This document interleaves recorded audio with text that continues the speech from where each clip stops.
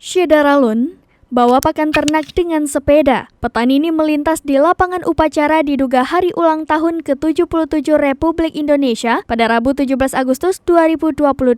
Video ini pun viral di media sosial. Entah tidak tahu ada upacara atau tak ada jalan lain, bapak ini pun menerobos para peserta upacara yang lewat dari tengah lapangan.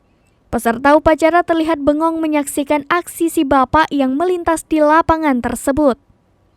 Pemimpin upacara terlihat masih berdiri di tempatnya sebagai pertanda kalau rangkaian proses pengibaran bendera merah putih di hari ulang tahun ke-77 Republik Indonesia itu belum selesai.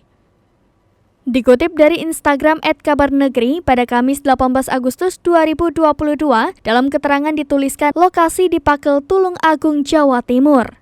Seorang warganet di kolom komentar mengatakan, pesannya adalah apakah bangsa ini sudah benar-benar merdeka?